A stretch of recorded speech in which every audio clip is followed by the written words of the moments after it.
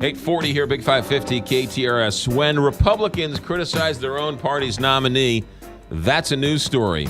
And when a Democrat criticizes Obamacare, that's a news story. Ryan Burrow has that. Good morning, Ryan Burrow.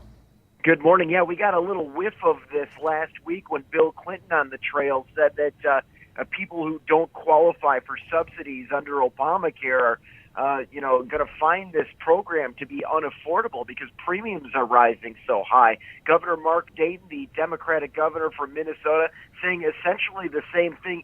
He's in a really difficult spot right now because the state regulators have essentially declared a state of emergency.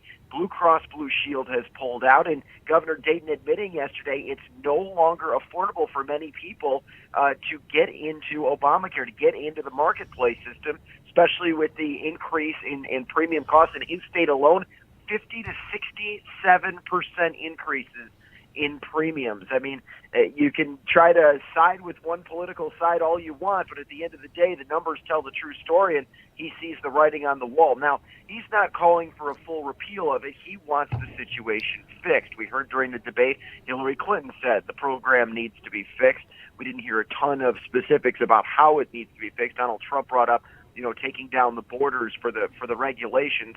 Unfortunately, at that point, you run into the situation of taking away states' rights, giving it to federal agencies, so that can be an issue. But it seems like we're getting closer and closer to a point as this election gets closer where allegiances to Obamacare may be breaking down, and hopefully after the election, both sides can get together and figure out either how to move forward or what the next step of this program will be. Yeah, I'm not so sure if premiums are going up. I'm not so sure the best way to handle it is to get rid of the whole thing.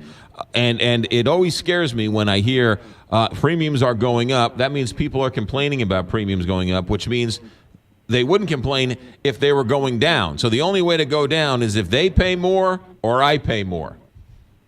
Well, and it's interesting, too, because it's such an apples and oranges scenario because a lot of people are still in the employer-based system, and a lot of their premiums are going up as well. So it's hard to compare where people would be if they were still on the employer basis. It's a tricky formula right now, but one of the things that's kept Democrats from being critical is the fact that once you start talking about ways to fix the problem, the backlash has always been, we need to get rid of it, And so they haven't essentially brought up this scenario. We'll see after the election kind of where the House stands, where the Senate stands, obviously where the presidency stands, and if there's some wiggle room to either correct the situation or figure out a new plan. But, it's kind of interesting with, President Obama's term coming to an end, people, starting to come up with their own opinions, although to be honest with you, I mean, these numbers don't lie, and that's a real reason why people may be abandoning what their party line is. Yeah. Hey, my cable bill's going up. Who do I complain to about that in the federal government?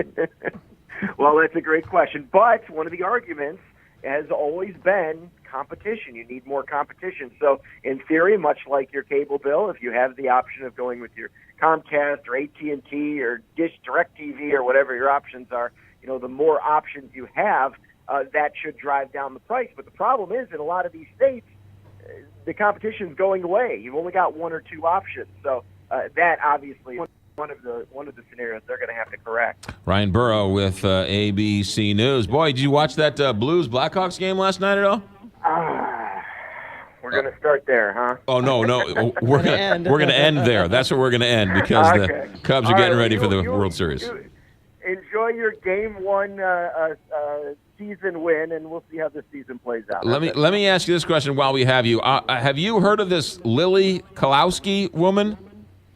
No, who's this? She's an 8-year-old girl from Plainfield,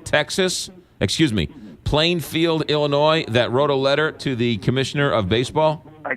I did, actually. Okay, the name didn't ring a bell. But yes, hold that thought. Her letter was exactly what everyone has been thinking. We want these games to start a little bit earlier. Yes. Ryan Burrow with ABC News. Ryan, thanks for checking in. I'll tell you about this 8-year-old girl that is the talk of the country and my new favorite. I'll tell you all about it next. 8:45, Big 550.